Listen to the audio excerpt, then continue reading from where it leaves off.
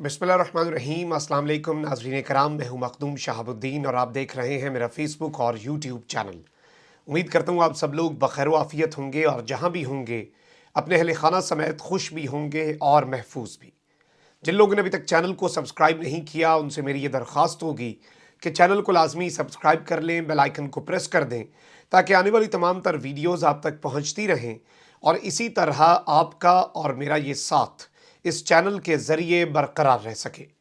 नाज़रीन इकराम, चौधरी परवेज़ इलाही हुकूमत के वो इत्तेहादी जो कि इस वक्त हर तरह से हर मुमकिन कोशिश कर रहे हैं कि किसी भी तरह से उन्हें वजारत आला पंजाब मिल जाए, उसके लिए खा उन्हें हुकूमत के पास जाना पड़े या अपोजिशन, नज़रियात या आइडियोलॉजी या पॉलिसीज़ की बात नहीं है बल्कि अब ऑफ़र्स की बात हो चुकी है कि जो अच्छी ऑफ़र देगा, जो अच्छी बोली लगाएगा, वो सियासी मैदान में से हमें उठा कर ले जाएगा। लेकिन इस सब के अंदर चौधरी परवेज़ इलाही ने कल एक इंतहाई धमाकेदार और एक इंतहाई कॉन्ट्रोवर्शियल इंटरव्यू दिया। अब इस इंटरव्यू के अंदर एस्टैब्लिशमेंट का किरदार हो, जनरल फैज़ हमीद के हवाले से बातें हों, हर चीज़ पर चौधरी परवेज़ इलाही बड़ा खुलकर बोले हैं। लेकिन इस सब के अंदर अब 24 घंटे गुजरने से पहले, यानी कि अभी 24 घंटे भी नहीं गुजरे बल्कि तकरीबन आधा दिन ही हुआ था इस इंटरव्यू को नशर हुए कि चौधरी परवेज़ इलाही ने एक बड़ा यू टर्न ले लिया है। इस बड़े यू टर्न के साथ साथ पंजाब के अंदर बैनर्स तक आवेज़ा करने की बातें चल पड़ी हैं कि पंजाब को अगर बचाना है तो चौधरी परवेज़ इलाही को लाना है। और मुनस इलाही जो कि इस वक्त वफाकी वज़ीर भी हैं, इमरान खान की कैबिनेट के मेंबर भी हैं और चौधरी परवेज़ इलाही साहब के साहबजादे हैं, मुनस इलाही की गिरफ्तारी के हवाले से एक बड़ा बयान और नैब का मौक़िफ़ वो भी सामने आ चुका है। जबकि परवेज़ खटक साहब ने वज़ीर आज़म के हवाले से अब जो बात कही है और इत्तेहादियों के हवाले से, उसने भी बहुत से सवालात को जन्म दिया है। बहुत से सवालात इस वक्त खड़े हो चुके हैं। ये सारी की सारी अब तक की डेवलपमेंट्स और ये जो सियासी खींचातानी, सियासी खेल है, इस हवाले से मैं डिटेल्स आपके सामने एक एक करके रख देता हूँ। नाज़रीन इकराम, सबसे पहले चौधरी परवेज़ इलाही ने जो बात कही कि सारी जो इत्तेहादी जमातें हैं उनका एक अलायंस है और MQM है, बाप है और काफ लीग है, ये सारी की सारी जमातें एक साथ हैं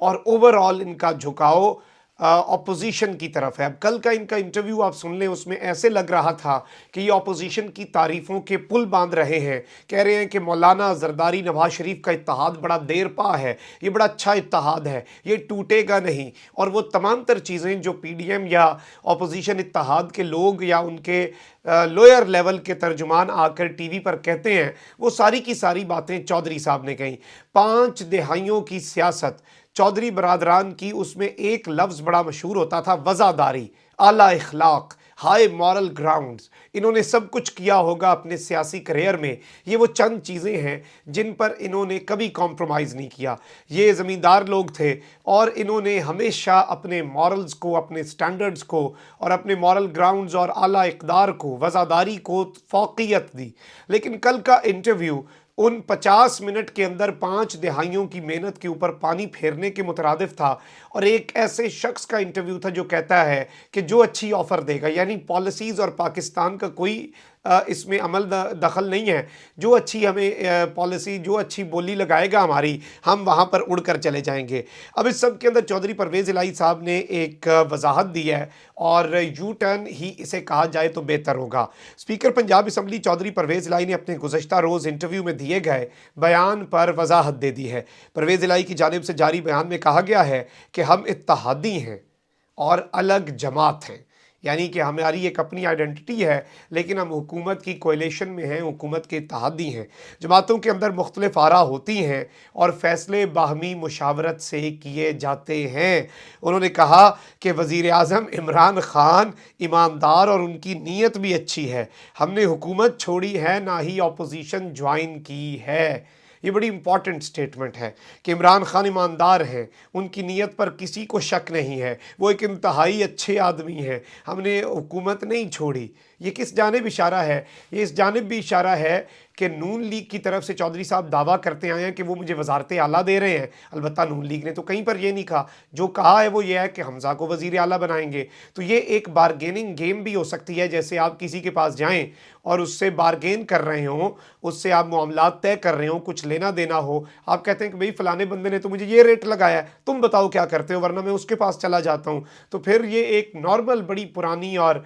بڑی ہی کلاسک قسم کی ٹیکٹک ہوتی ہے بارگیننگ کی۔ اس میں چودھری صاحب نے خود ہی کل ویسے اعتراف کر لیا تھا کہ سیاست کچھ لو اور کچھ دو کا نام ہے، تو کیا ہمیں لیتے ہیں کیا ہمیں دیتے ہیں، تو اس میں یہ فیصلہ کرنا بڑا ضروری ہے اور ہمیں بتانا بڑا ضروری ہے۔ اب پرویز الہی کا کہنا تھا کہ حکومت کا حصہ ہے اور مشکل وقت میں حکومت کا ہم نے پہلے ہمیشہ ساتھ دیا ہے ان 3.5 سال میں، یعنی کہ وہ دکھا رہے ہیں کہ ان مشکل وقت میں بھی ساتھ دے سکتے ہیں، ایسی بات نہیں ہے، آپ دروازے بند نہ کریں، کہیں یہ انٹرویو دروازوں کو بند کرنے کا سبب نہ بنے۔ اور عوامی مسائل کی نشاندہی آج نہیں کی، پہلے دن سے کر رہے ہیں کہ عوام تنگ ہے، عوام خوار ہے، اور یہ نشاندہی ہم ہمیشہ کرتے رہیں گے۔ انہوں نے مزید کہا کہ اتحادیوں کے ساتھ مشاورت سے چلا جائے تو حکومت کا اپنا فائدہ ہے، کہ اتحادیوں سے مشاورت کریں نا، ہم سے بات چیت کریں، کوئی ہم سے پوچھیں، کوئی ہمارے دکھ پھولیں، کوئی ہم سے باتیں پوچھیں، کچھ ہمیں بتائیں۔ واضح ہے کہ پرویز الہی صاحب نے گزشتہ دیے گئے انٹرویو میں بہت سی باتیں کہیں، انہوں نے کہا کہ بہت سے سرپرائز آنے ہیں،